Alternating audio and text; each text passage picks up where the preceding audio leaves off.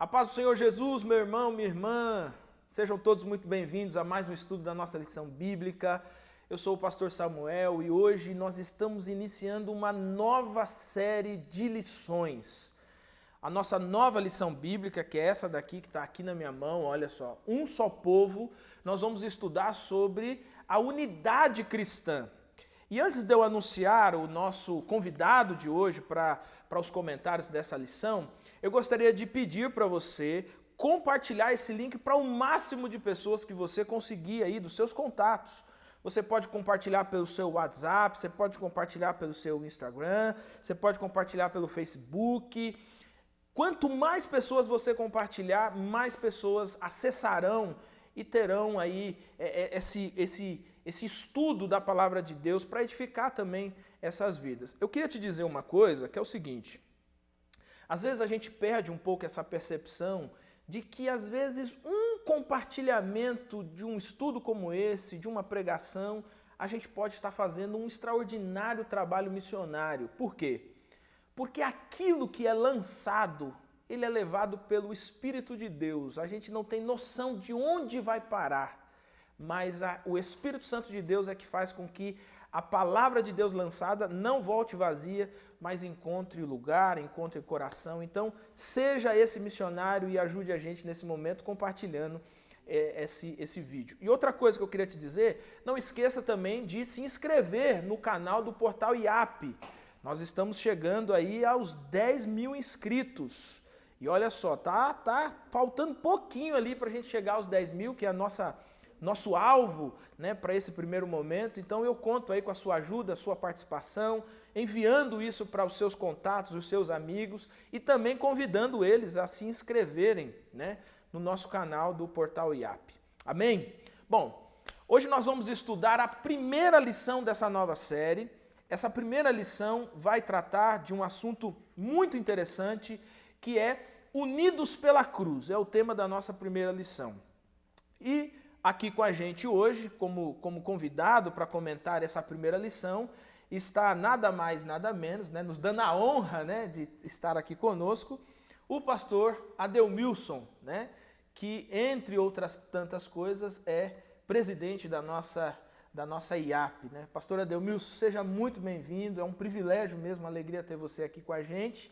Você pode dar aí uma saudação para os nossos irmãos, antes da gente começar aí os comentários da nossa lição. Amém. Paz do Senhor a você, meu irmão, minha irmã. É um prazer estarmos juntos nesse início de série de lições bíblicas. E eu gostaria aqui, pastor Samuel, também de cumprimentar você e dar os parabéns por este programa. Amém. Eu tenho certeza que Deus está usando este canal, esta ferramenta, para que muitas pessoas tenham acesso a um conteúdo de qualidade, a um discipulado, que a nossa lição bíblica ela leva o conhecimento aí há mais de 80 anos para o povo promessista. Amém. E a gente tem acompanhado aqui a lição bíblica e muitas pessoas estão acompanhando com a gente, então parabéns, eu tenho aí a alegria de dizer a todos que o povo adventista da promessa é um povo que estuda a Bíblia, que estuda a lição e tem acompanhado este programa que é dirigido por você. Amém. Graças a Deus por isso. Amém, meus irmãos. É isso. Vamos ao nosso estudo, então, dessa manhã, aqui na Palavra de Deus. Pastor Adelmilson, eu queria começar falando um pouquinho sobre esse título, né, dessa lição. O título da nossa lição é Um Só Povo. Esse é o título geral da nossa lição. Não é o título da nossa série de lições, não é o título da lição de hoje, mas o título geral. Poderia nos falar um pouco do significado desse tema para essa série de estudos, talvez até para a nossa igreja mesmo, digamos assim? Muito bom. Como vocês sabem, irmãos e irmãs, pastor Samuel, nós iniciamos em torno de 6 meses a nossa gestão, né? Gestão administrativa 2020-2022, 2023. Então, quando a gente entra ali em janeiro, orando a Deus, já de dezembro para janeiro, para Deus inclinar nosso coração para aquilo que fosse a vontade dele para a Igreja Adventista da Promessa. Então a gente começou a orar, a diretoria geral, em oração, e também a pensar na Igreja Adventista da Promessa nesses 88 anos ali, quase 89 anos, o que nós somos como povo. E a gente vai analisando a história da igreja, a gente descobre que a Igreja da Promessa é uma igreja unida. Ela é uma igreja unida. Ela é uma igreja que está em missão e ela é uma igreja avivada. Então, o primeiro ponto que a gente entende que é um valor dessa denominação, desta igreja, é a unidade. E aí o Senhor Jesus inclina o nosso coração para Efésios, onde Paulo está falando sobre a unidade do povo de Deus. Paulo fala sobre judeus e gentios. E aí, ao olharmos para a Igreja da Promessa, a gente vê justamente uma igreja que tem fortes vínculos, ela é unida, porém, em alguns momentos, a gente precisa olhar para o Evangelho para que esta igreja seja luz, seja sal, que esta igreja ela cumpra a sua missão de mostrar-se ao mundo como um povo unido em favor do Evangelho. Então, quando esse tema vem para o nosso coração, a diretoria geral não teve dúvida alguma que a unidade é um valor da Igreja da Promessa. E essa lição vem, então, dizer para o povo promessista. A Igreja Adventista da Promessa é um povo unido em torno do Evangelho, em torno da cruz do Senhor Jesus Cristo. Então, essa lição é muito bem-vinda para esse início de gestão. Eu achei interessante a ideia de colocar unidade não como uma espécie de adjetivo, mas de valor, a ideia de valor, né? Porque valor é aquilo que a gente não abre mão, né? Aquilo que se acontecer em torno, a gente se recusa para não romper. As decisões, né? Elas são tomadas a partir dos valores, né? Exato. Então, assim, nós temos a unidade como valor. Então, as nossas decisões, as nossas ações, elas precisam levar em consideração sempre a unidade. Então, de fato, é isso mesmo, a unidade é perene. Está presente na vida da Igreja de Jesus Cristo e na nossa igreja nesses tantos anos aí de história. Legal, legal. Pastor Adelmilson, há uma situação comum que acontece entre as pessoas, que é geralmente o de confundir unidade com ecumenismo. Aqui talvez a gente nem caiba a gente fazer a discussão da historicidade, digamos assim, do ecumenismo, né? Que hoje também tem uma distorção, né? Mas se faz geralmente essa confusão de unidade com ecumenismo. A ideia geralmente é de que quando vamos falar de unidade, significa aceitar tudo e etc., e não mais questionar, não mais se colocar contra algumas coisas nesse sentido. Poderia nos falar um pouco sobre essa diferença entre unidade e ecumenismo e talvez sobre a ideia de forma e essência, essa diferença do que nos une, aquilo que é forma ou aquilo que é essência, né, dentro dessa questão da unidade? Na verdade, há uma confusão grande entre unidade e ecumenismo, né? Mas só para o pessoal entender, esclarecer um pouquinho mais, a ideia de ecumenismo, ela é muito antiga, ela vem lá do Antigo Testamento. Quando a gente observa, por exemplo, as nações vizinhas a Israel no Antigo Testamento, elas não tinham problema, elas tinham tolerância com os deuses vizinhos. Quem é exclusivo é Yahvé, né? É o Deus de Israel, ele é exclusivo. Ele não aceita que outros deuses sejam adorados, inclusive em Êxodo 20, ele já deixa muito claro que qualquer Deus está fora, né, de cogitação Israel adorar outro Deus. Então, a ideia de ecumenismo vem a ideia de mundo habitado ou de mundo civilizado, onde as pessoas pudessem colocar debaixo de um guarda-chuva uma só religião. Então, lá no Antigo Testamento, Yahvé é exclusivo, o povo de Deus é exclusivo, a lei é exclusiva. Quando chega no Novo Testamento, o que a gente encontra? Um apóstolo Paulo veemente. Ele é contra qualquer inserção de religião que fuja das Escrituras Sagradas. Então, tentar colocar todas as religiões debaixo de um guarda-chuva e todos nós vamos ter tolerância, respeito é uma coisa, temos que respeitar as pessoas, enfim, mas tolerar o ponto de vista religioso que contraria as Escrituras Sagradas, frontalmente, a igreja não pode aceitar. Por quê? Porque os profetas não aceitaram, porque os apóstolos não aceitaram, e a Igreja Adventista da Promessa também não aceita o ecumenismo. Agora, a unidade, eu selecionei um texto aqui, se você me permitir, eu vou fazer a leitura. Por favor. Está no capítulo 4 de Efésios, versículo 4. Diz assim, olha: há um só corpo, um só espírito, assim como a esperança para o qual vocês foram chamados. É uma só. Há um só Senhor, uma só fé, um só batismo, um só Deus e Pai de todos, que é sobre todos, por meio de todos e em todos. Então aqui nós temos alguns passos aqui que o apóstolo Paulo vai dizer que a gente pode estar unido sim. Então é possível a gente estar unido com crentes em Cristo Jesus, de igrejas que elas tenham pontos claros na Bíblia Sagrada. Então assim, eu tenho extrema dificuldade de aceitar trabalhar no sentido de comunhão com grupos que não são trinitarianos. Eu tenho dificuldade. Eu acho que a Bíblia condena também. Por exemplo, que não crê na salvação pela graça do Senhor Jesus Cristo, que não crê na Trindade, que não crê na inspiração das Escrituras Sagradas, enfim, que não crê na ressurreição de Jesus, que não crê na volta de Jesus, que não crê na observância dos mandamentos de Deus. Então, eu acho que a gente precisa entender que a Bíblia tem textos claros para indicar uma igreja que segue a verdade. Em torno disso, nós podemos sim reunir com pessoas que não sejam adventistas da promessa, desde que elas estejam embasadas nas Escrituras Sagradas. E o apóstolo Paulo fazia divisão muito clara nas cartas dele, né? Eu tenho um texto que eu gosto muito, que é de João capítulo 17. Me desculpe aqui de alongar um pouquinho na resposta, pastor. Vamos que vamos. João 17, no versículo 17, diz assim, olha: santifica-os na verdade, a tua palavra é a verdade. Então não tem condição de nós, como igreja de Jesus, nos unirmos a pessoas que não estão em torno da verdade. Se fugir da verdade, não tem muito acordo. Não, né? Tem o que fazer, não há o que fazer. A verdade precisa ser central para que a gente esteja em torno da comunhão com outras igrejas, outras denominações. Então a verdade aqui, ela é central para a gente. Só um parêntese, pastor Adelmilson. Aquele ditado que diz assim, todos os caminhos levam a Deus, não se encaixa aí também, né? Não.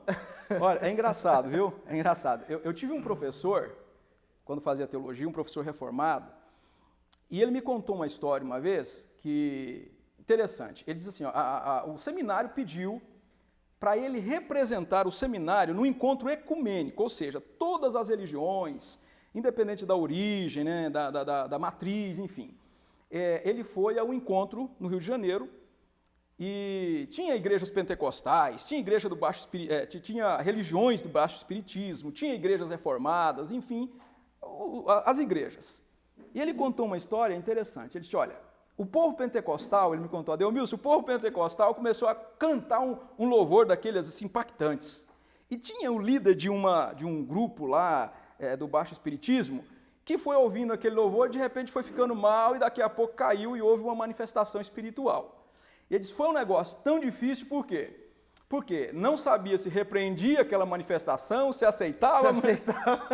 Ele disse, foi tão constrangedor que, por fim, para resolver o encontro ecumênico, o pessoal achou melhor levar aquele senhor para um quarto, dar água para ele lá para uma salinha, deu água, enfim, justificaram depois que ele passou mal e tal, e estava bem. Mas, na verdade, ele disse, olha, eu tenho certeza que houve uma manifestação espiritual ali. Então, irmãos, a gente precisa estar em torno do Evangelho. A igreja precisa estar em torno do Evangelho, em torno da cruz de Cristo, que é o tema dessa lição. E assim, a Igreja Adventista da Promessa, eu reforço para vocês, todos vocês, o promessista é bom de Bíblia. Não pode fugir das Escrituras Sagradas. Então, em torno da Bíblia, aqui o caminho que leva a Cristo, é a palavra de Deus, aqui é seguir a orientação da palavra de Deus, que a gente chega aos pés da cruz. E nesse exemplo, nessa história que o senhor contou, é interessante o seguinte, né? A própria Escritura diz que não há muita conciliação entre o reino de Deus e as trevas, né? Há um repelimento natural, né? Ainda que se tente uma aproximação ecumênica e etc., quando nós falamos de reino espiritual, esses dois reinos não se juntam de maneira alguma, né? Trevas e luz. verdade e mentira, engano, não tem jeito. O apóstolo Paulo chegava a dizer para os libertinos que ele contraria, que ele combate, ele dizia para os crentes não era questão de tomar ceia, não era só ceia. Paulo dizia assim, olha, aos libertinos não é para jantar com eles. Então, gente, uma coisa é respeitar as pessoas, uma coisa é, você tem um vizinho que é de uma outra, de outro movimento religioso, outra matriz religiosa, você vai respeitar, tá? Mas você juntar tudo isso debaixo de um guarda-chuva, entender que nós servimos o mesmo Deus, não. Existe na Bíblia um Deus que se chama Yahvé, e existe um Redentor que se chama Jesus, e um Espírito que é o Espírito Santo. Nós estamos em torno da Trindade.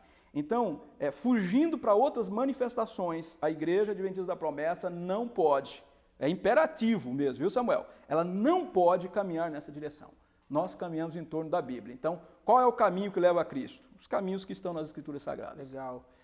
Eu quero fazer um contraponto, mas antes eu queria só pensar mais uma... a gente está firmando aqui nesse ponto, porque isso é um valor fundamental, né? Isso é um negócio importantíssimo. Quando o senhor, por exemplo, faz aquele contraponto entre, por exemplo, a dificuldade com um professo que é contra a Trindade, ou que tem uma compreensão de Cristo, uma interpretação de Cristo diferente, ou que entende que Cristo não foi suficiente, né? A gente lembra, por exemplo, que lá o apóstolo João, ele vai dizer que para os falsos mestres, que eram, e lá o contexto é justamente aqueles que estavam distorcendo quem era Cristo, né? Ou Cristo só era humano, ou só era divino, mas não era 100% humano nem 100% divino, e aquele gnosticismo tomando conta, e o João chega a dizer o seguinte, quanto a esses não se deve nem cumprimentar, né?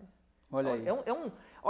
Irmãos, quando a gente conversa sobre isso, e a gente está tentando deixar claro aqui que quando falamos de unidade, não estamos falando de ecumenismo. Ainda que o ecumenismo possa ter um valor social, em termos bíblicos, em termos teológicos, nós não estamos falando de ecumenismo. Por quê? Porque a Escritura Sagrada, ela fala de maneira muito clara, principalmente quando há uma distorção a respeito da missão, da obra de Jesus, de quem é Jesus, exatamente, etc. Então, assim, eu até quando dou aula sobre cristologia, eu falo mesmo, eu afirmo mesmo, porque quando uma igreja não considera Cristo como a Bíblia revela, eu tenho para mim que não é uma igreja evangélica, ainda que leve o nome de igreja evangélica. Né? Exatamente. Não só Cristo. A gente vai considerar, por exemplo, seitas, as seitas heréticas, né, falsas, são aquelas que tiram alguma coisa da Bíblia ou colocam alguma coisa da Bíblia, então a gente precisa cuidar com isso. Né? A Igreja Adventista da Promessa, graças a Deus, hoje os estudiosos da área eclesiológica, da ciência da religião, aqueles sérios, eles vão classificar a Igreja Adventista da Promessa no Brasil como uma igreja evangélica. Uma igreja evangélica, pautada no Evangelho. Então, se uma pessoa classifica a Igreja Adventista da Promessa como seita, você pode escrever, ela não tem conhecimento profundo do que é ser uma seita. Né? Então, a nossa igreja é uma igreja evangélica. Nós compreendemos o Evangelho a partir das Escrituras Sagradas, respeitando todos os pilares de como ser igreja segundo as Escrituras Sagradas. Por isso, a gente tem toda a segurança de ensinar as nossas doutrinas, os nossos valores, aquilo que nós temos a consciência, a certeza, a convicção a partir das Escrituras Sagradas. Amém, amém. Esse é um valor que nós precisamos nutrir, que nós precisamos exercitar. O Efésios 4 vai dizer que nós precisamos mantê-lo diligentemente, que é o valor da unidade, é a unidade cristã.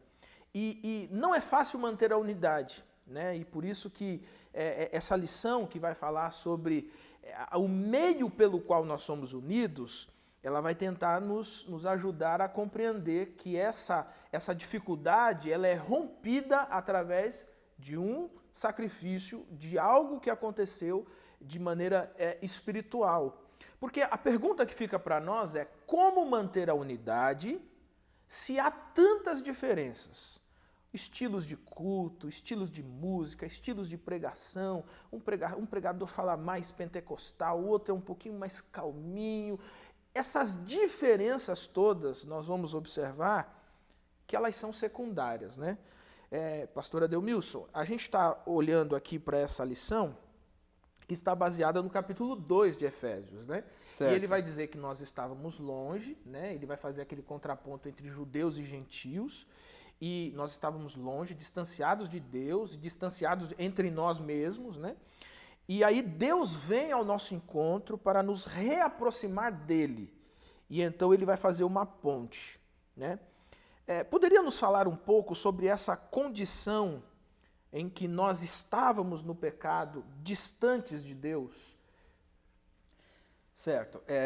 Eu vou efetuar a leitura aqui de Efésios, capítulo 2, versos 1 ao 3. Aí você pode acompanhar também na sua Bíblia. Diz assim: Vocês estavam mortos em suas transgressões e pecados, nos quais costumavam viver quando seguiam o presente século, a presente ordem deste mundo e o príncipe do poder do ar, o espírito que agora está atuando nos que vivem na desobediência.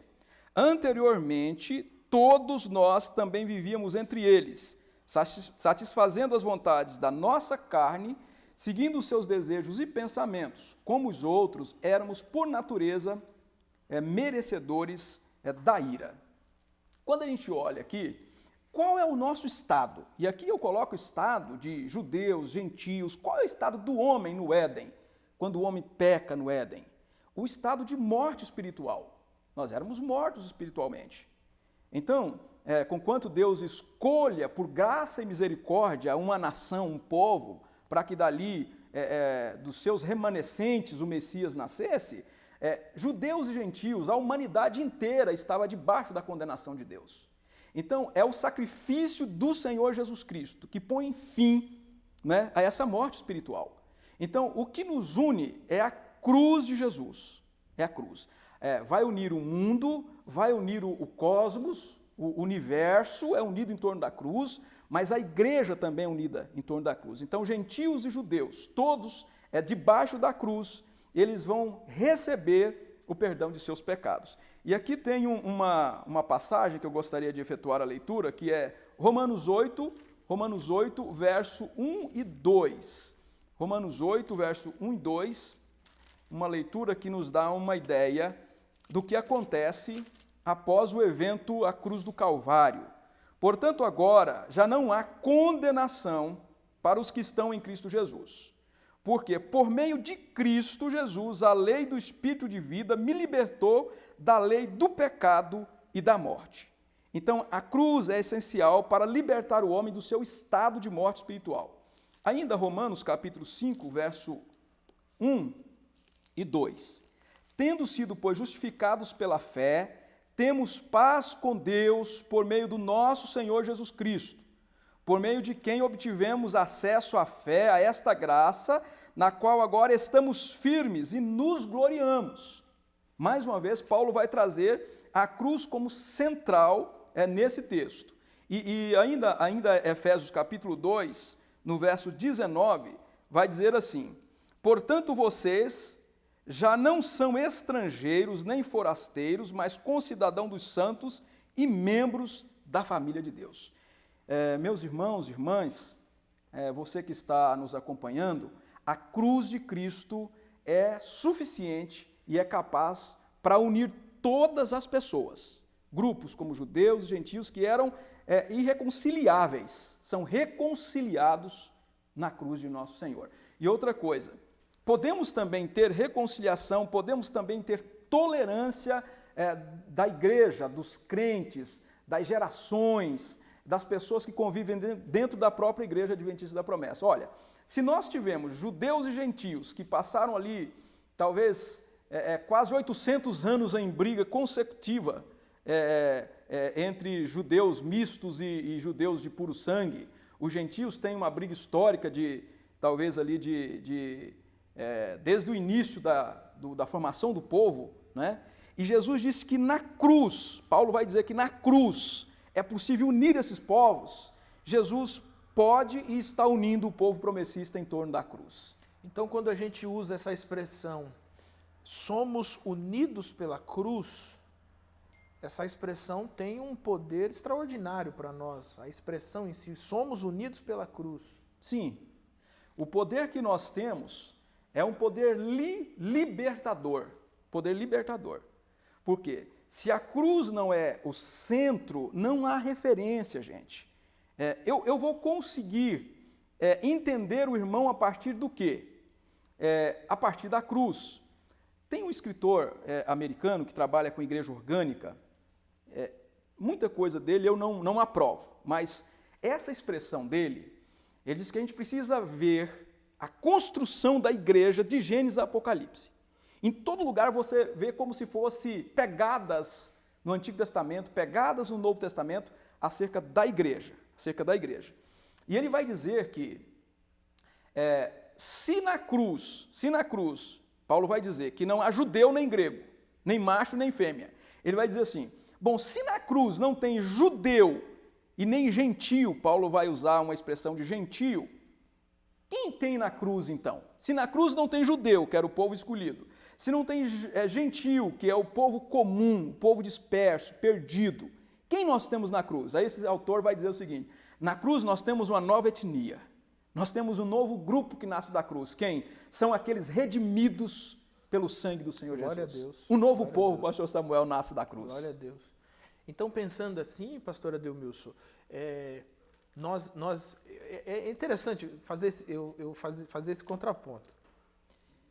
Antes da cruz, nós estávamos unidos no pecado. No pecado. Então, o pecado era aquele que gerenciava nossas ações, aquele que direcionava nossas ações, de tal forma que a Bíblia usa a expressão de que nós éramos escravos do pecado, né? Então, o pecado domina, ele era nosso senhor. O pecado dizia e a gente executava.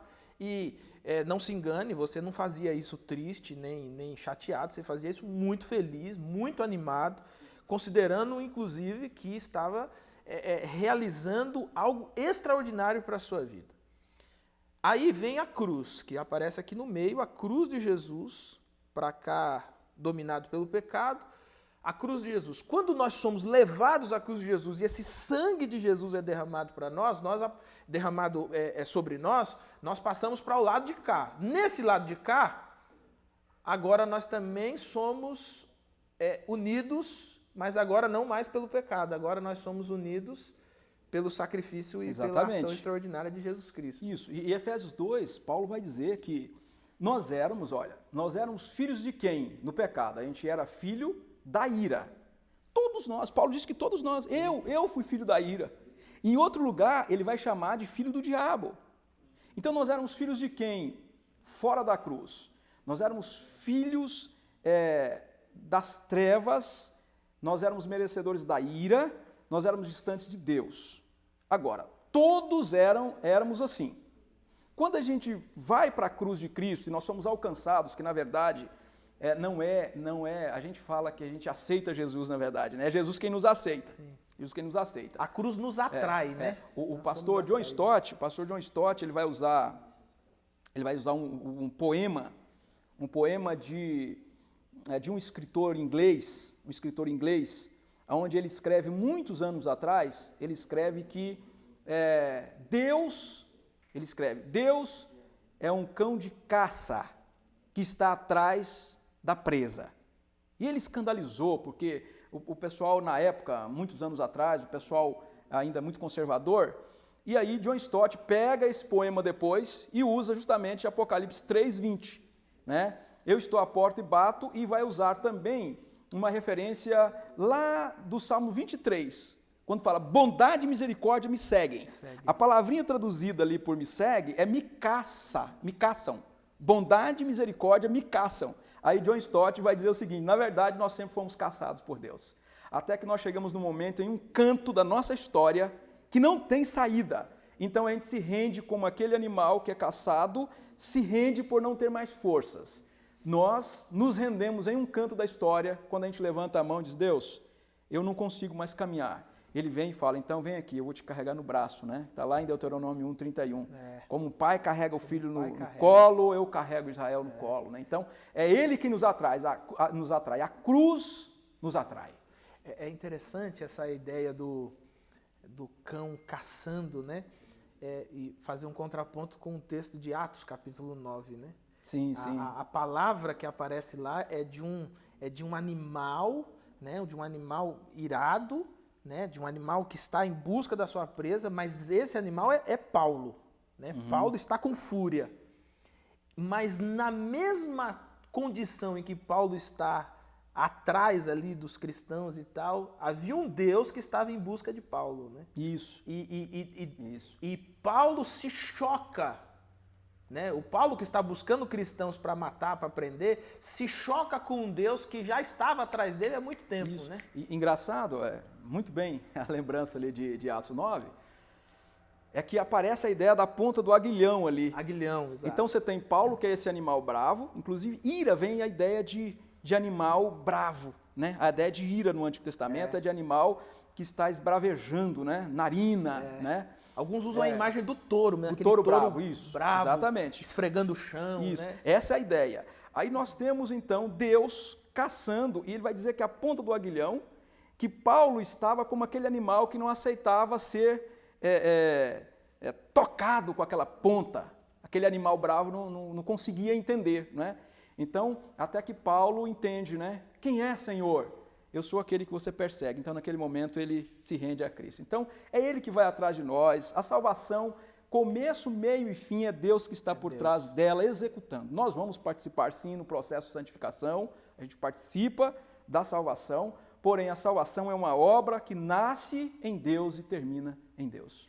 E então, é correto afirmar que uma das evidências de que nós fomos salvos em Cristo, uma das evidências que nós renascemos ou nascemos a partir dessa cruz, né, que nós somos nova criação a partir dessa cruz, é a unidade, né? É a unidade. Daquilo que nos une, né? É a unidade. Antes unidos pelo pecado, agora unidos em Cristo Jesus. Ainda que haja algumas diferenças secundárias, né? Exatamente. De estilos, enfim, que são coisas muito secundárias, né? Elas são periféricas, digamos assim. A gente vai pegar, por exemplo, o estilo. Se você é de uma determinada região do Brasil, região geográfica, você tem um estilo de liturgia, né?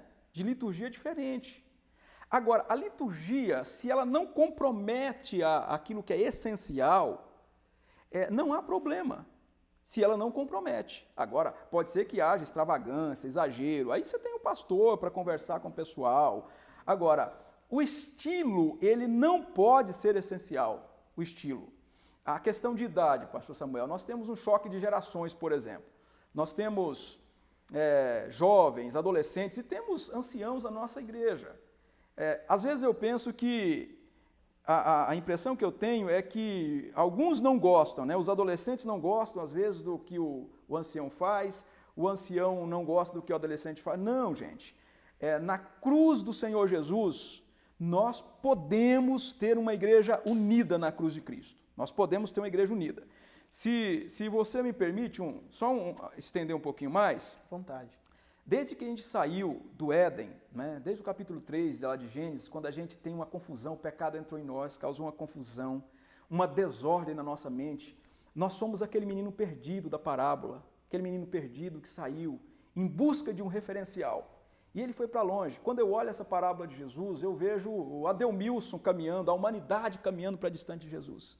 Mas um dia Jesus estava atrás de nós, Jesus foi atrás da gente, e Jesus pegou esse menino medroso, lá no mundo dos porcos, comendo comida de porco, convivendo com porco, trabalhando com porco, e ele traz esse menino de volta. Quando esse menino vem, esse menino não enxerga outra coisa a não ser a cruz, translúcida, o sacrifício de Jesus. E esse sacrifício alterou tudo, a rota foi alterada, e agora ele pode chamar Deus de Pai outra vez, agora ele tem paz. Olha, se tudo isso nos trouxe de volta do mundo dos porcos, Por que eu vou brigar agora? Porque o louvor do menino tem guitarra e o irmão gosta de louvor do brado de júbilo. Podemos cantar louvores do brado de júbilo. Podemos e devemos, cantar. né? Devemos. Eu mesmo gosto de louvor, eu gosto dos louvores do nosso inário, assim como gosto de louvores modernos. Então, gente, em Cristo Jesus, as questões periféricas precisam ser toleradas. Agora, se forem questões essenciais, não. A gente não abre mão. Em Cristo Jesus, nós toleramos, por quê? Porque Ele nos chamou para ser um povo unido em torno da cruz, em torno do sacrifício. Eu gosto de uma expressão que o apóstolo Paulo, falando inclusive sobre unidade, e tentando resolver inclusive um conflito que estava havendo dentro da comunidade, eu gosto de uma expressão que o apóstolo Paulo usa em Romanos 14, que ele diz assim, ó, aceite o que é débil, né? Aceite o que é fraco, né? E fraqueza ali não é no sentido espiritual em si, mas uma fraqueza de compreensão do evangelho mesmo. Aí ele diz assim, porque Deus o aceitou. Então ele fala ali de dois grupos de pessoas que estão em conflito, estão discutindo, mas eles não estão discutindo por coisas doutrinárias, teológicas ou por coisas primárias, eles estão discutindo por coisas periféricas, né? Sim. E o apóstolo Paulo diz, olha, aceite o irmão, mas por que você vai aceitar ele? Porque Cristo já o aceitou, Cristo morreu por ele. E eu gosto de uma outra expressão que aparece nesse mesmo texto de Romanos 14, que ele diz assim, vivos e mortos comparecerão diante do trono do Senhor. Jesus há de julgar vivos e mortos, ou seja, o mesmo juiz que julga A vai julgar B. Sim, né? Que julga C vai julgar D. Então, assim, é melhor você olhar para Cristo. Então, você olha para Cristo. Quem que Cristo está aceitando aqui? O que Cristo aceita aqui, né?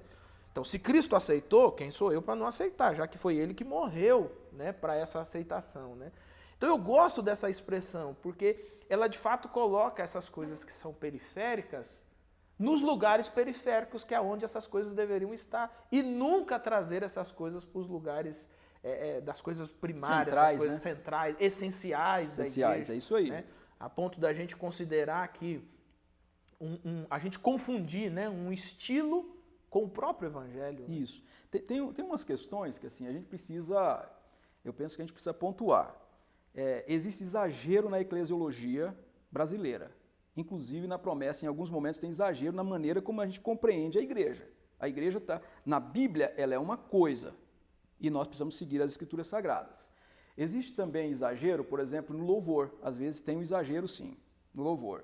Tem exagero na maneira também de se comportar, de se portar sobre usos e costumes, por exemplo? Tem exagero, sim. Por isso que nós temos pastores no Brasil. Assim, digamos, de responsabilidade do pastor corrigir as ovelhas, orientar as ovelhas.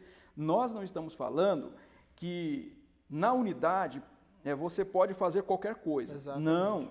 Fazer uma espiritualidade, praticar uma espiritualidade bizarra na igreja, não. Distorcida da Escritura. Não. Desvinculada das Escrituras Sagradas. Não é isso. O pastor vai fazer a correção necessária, sim. Agora, nós precisamos ter tolerância. Por quê? Porque um dia as pessoas olharam para a gente também, na nossa fragilidade, e as pessoas deram um passo no sentido de nos alcançar, de nos tolerar, de nos inserir. E com isso, a gente conseguiu entender a luz do Evangelho. Quando a gente entende, irmãos, o Evangelho, a gente é compreensivo com o outro, a gente é acolhedor com o outro, para mudar o caráter das pessoas. Se o caráter mudar, se mudou de dentro para fora, qualquer outra coisa a gente consegue mudar. Exato. Pastor Edelmilson, eu queria que o senhor desse assim, uma resposta aos irmãos, nossos alunos, né, digamos assim, que estão nos assistindo, se toda essa unidade, ela parte, a base dela é a cruz de Jesus, o sacrifício de Cristo na cruz, que nos igualou, que nos juntou, é o sacrifício que nos mantém, inclusive, né, porque ainda que a unidade seja mantida por uma ação do Espírito Santo, essa ação só ocorre por causa desse sacrifício na cruz. Então aqui para nós, o sacrifício da cruz, por isso que é unidos pela cruz, o sacrifício da cruz ele é central, né? Por isso que essa é a primeira lição da nossa série, porque essa é a base. Nós vamos construir esse nosso edifício. O alicerce, né? Exatamente. O nosso edifício de unidade vai ser construído sob esse fundamento, que é a cruz de Jesus Cristo, o sacrifício de Jesus Cristo na cruz. Aí eu pergunto, pastor Ademilson, como que nós podemos, falando aqui para o nosso irmão, irmã, estudante da Palavra de Deus, como nós podemos celebrar essa obra da cruz em torno da nossa unidade? Quando a gente olha para a cruz, nós temos motivos para celebrarmos a vitória do Senhor Jesus Cristo sobre o pecado. Então, qual era o meu estado antes de chegar a Cristo? Eu era morto e ele me alcançou, ele me trouxe vida. Qual era o estado dos gentios, dos judeus? Todos estavam mortos. Quando a gente olha para dentro da igreja, qual era o estado de todos nós? Morte espiritual. Aí o Senhor nos traz para Ele. Hoje nós somos nele refeitos, né? Nós somos reconstruídos a partir da cruz.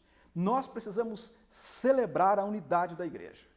Celebrar de maneira que eu vou testificar, eu vou dar testemunho que em Cristo eu posso tolerar o irmão, tolerar a irmã.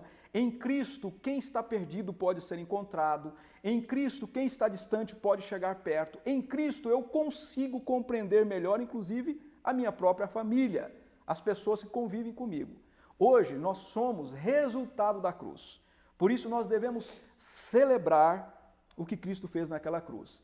Então, meu irmão, minha irmã, se a nossa cultura é diferente, não é determinante. Cultura, estilo, a maneira como a gente pensa, como a gente constrói os nossos pensamentos e os nossos argumentos, não são importantes. O que é importante para nós é a cruz de Cristo. E se a cruz de Cristo nos uniu, ninguém pode separar um membro da Igreja Adventista da Promessa. E outra, pastor Samuel, não lutar pela unidade é pecado.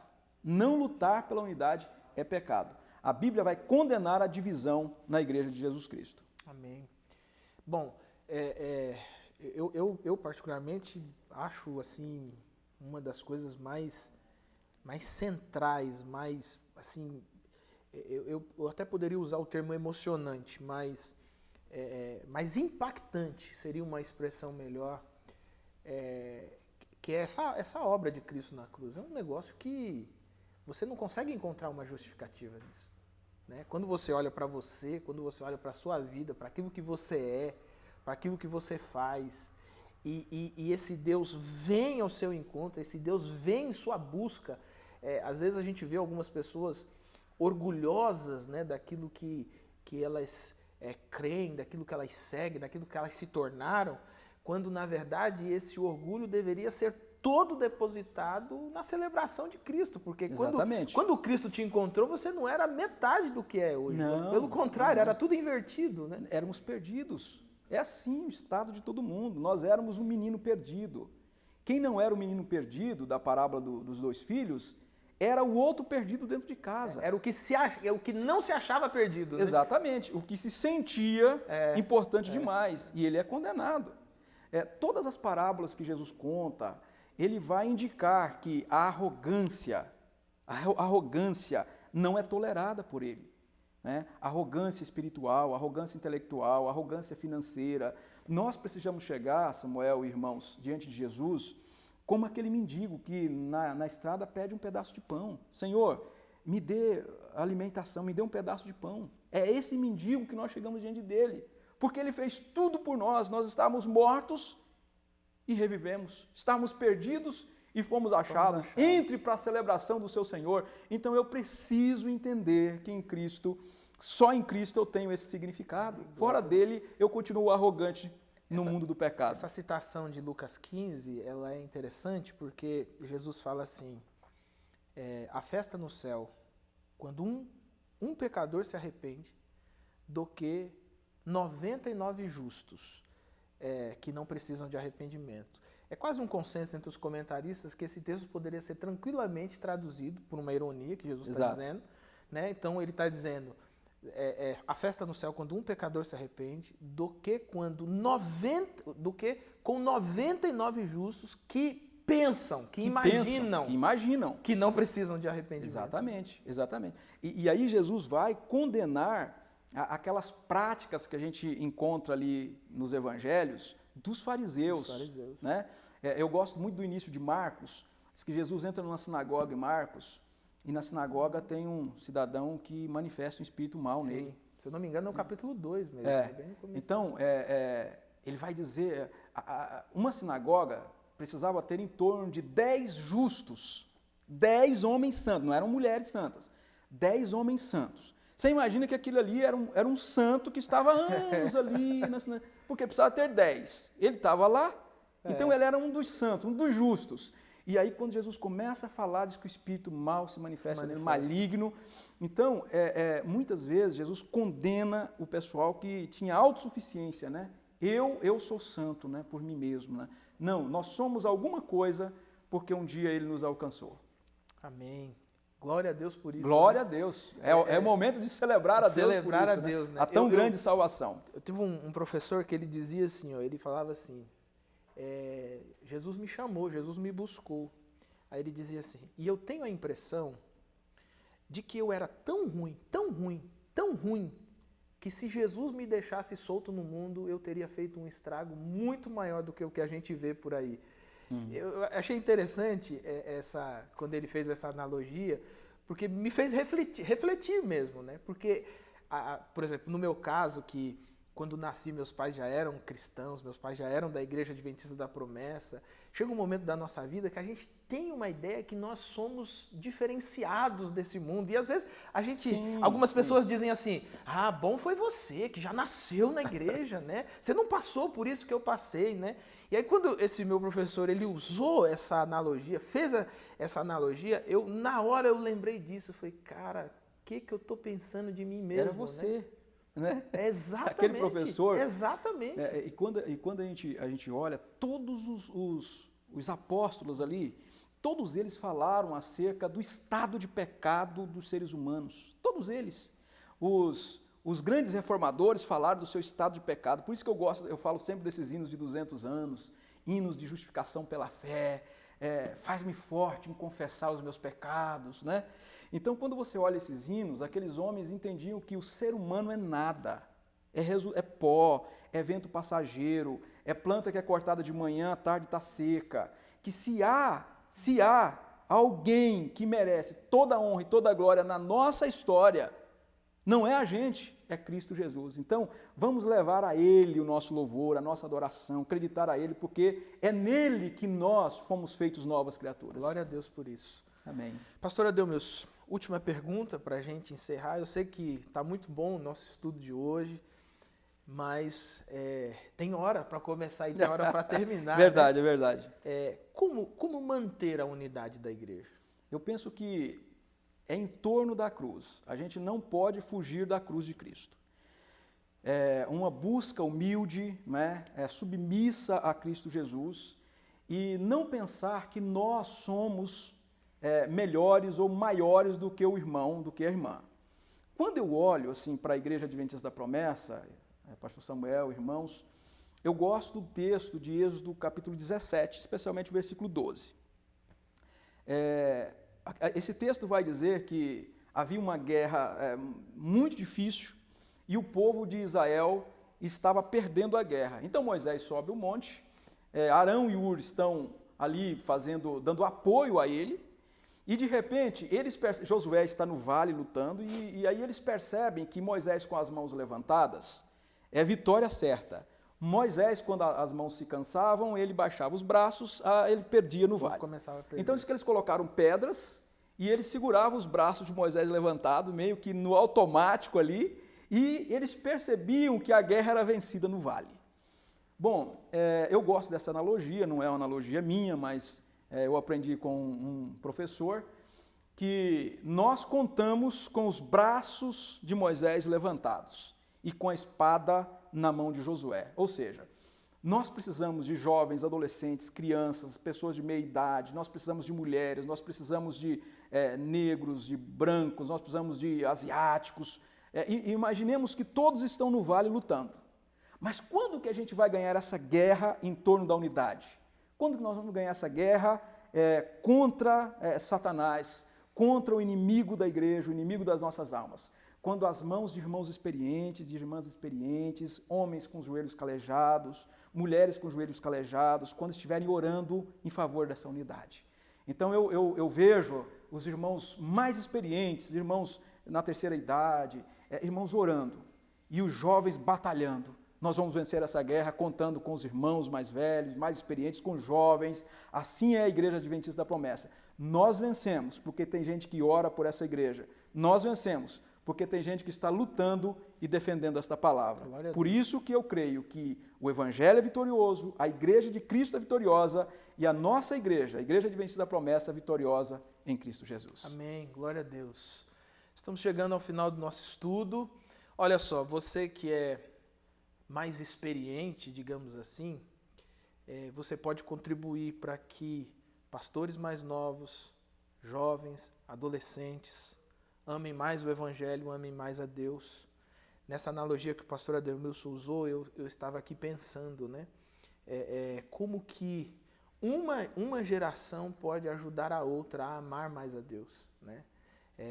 Paulo vai falar isso para Timóteo, né? Quando ele fala, olha, fale para as mulheres da igreja, as mulheres mais velhas da igreja, os homens mais velhos da igreja, e como há um cuidado com os mais novos, né? Então, meu irmão, você, minha irmã, você que é mais experiente, a gente costuma dizer que uma mulher de oração não nasce da noite para o dia, um homem de oração não nasce da noite para o dia, mas você que já é um homem, uma mulher de oração, você tem um desafio e um dever de ajudar um jovem, um adolescente a se tornar um homem e uma mulher de oração.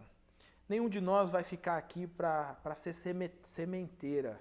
A gente discipula, a gente ensina, a gente compartilha e a gente impulsiona. Pastor Samuel, me lembrei rapidamente. À vontade. Você falando aí, eu li a história do pastor John Stott, que é um pastor que eu gosto muito, na minha início ali de estudo teológico, passei muito ali pelo estudo de John Stott, pelos livros, e eu tinha assim uma ideia do John Stott, que aquele homem parece que foi feito no laboratório, um homem corretíssimo, né, distinto.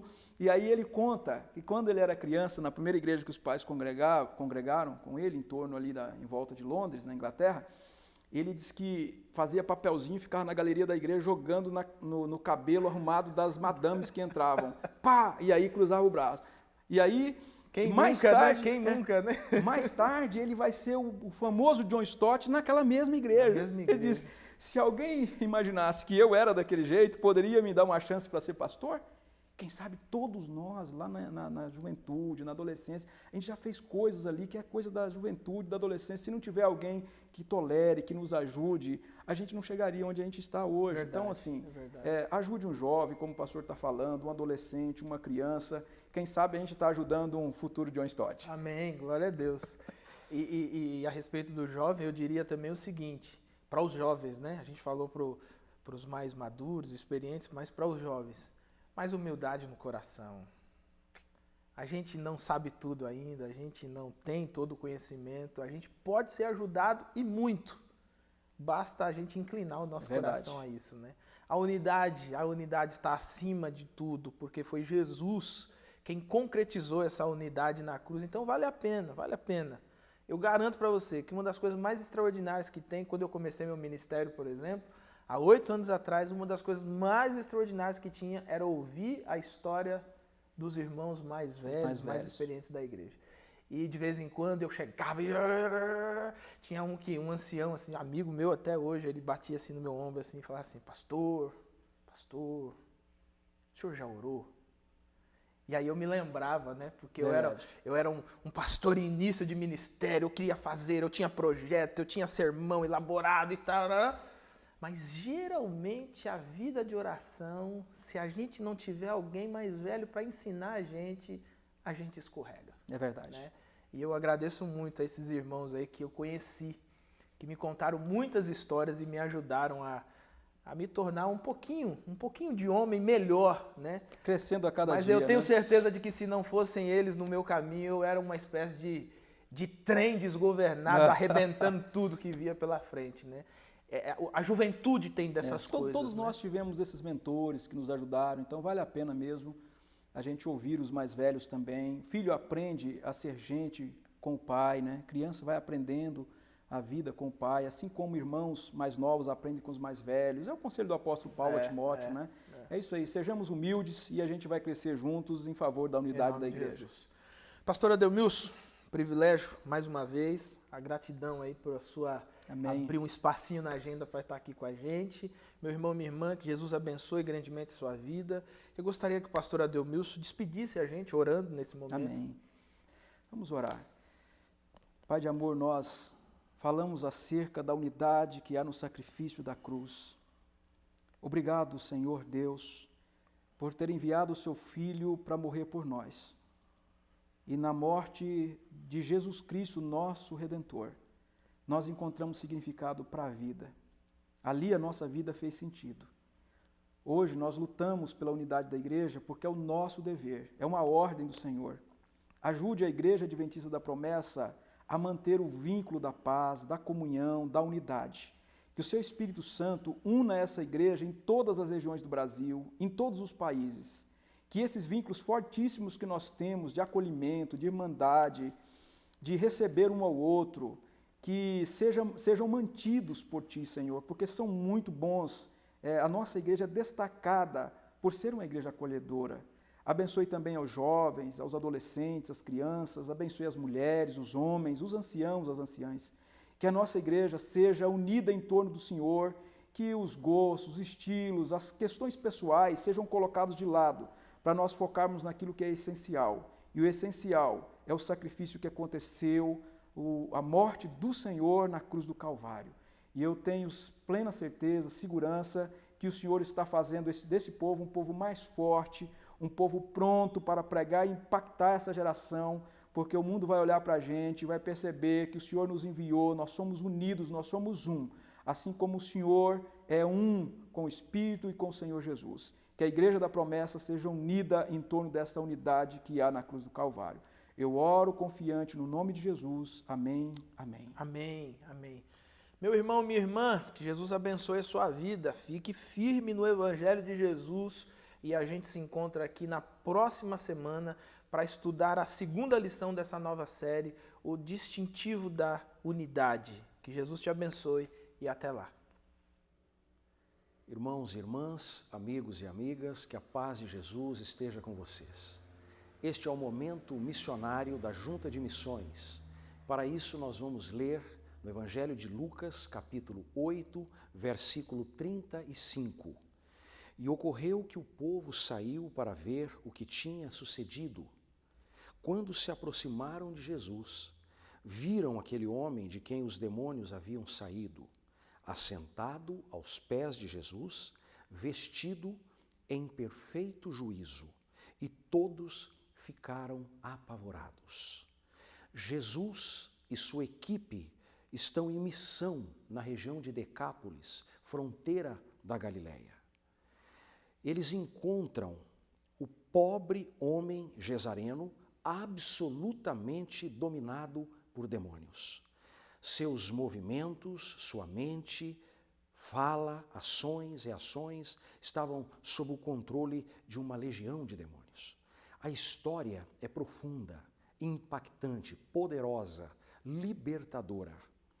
A história nos diz que o pobre homem que até então vivia nos cemitérios, andava nu, não habitava em casa alguma, ao ser alcançado por Jesus, tem sua vida completamente transformada. Jesus expulsa os demônios, a legião de demônios, liberta o homem e lhe dá uma nova vida. O versículo lido nos dá conta da ação profunda e extraordinária na vida daquele homem. O texto sagrado nos diz que ele, outrora possuído por uma legião de demônios, após o encontro com Cristo, está assentado aos seus pés, assentado aos pés de Jesus, vestido e em perfeito juízo. Isso é maravilhoso. Jesus realiza um milagre da transformação, libertação e salvação.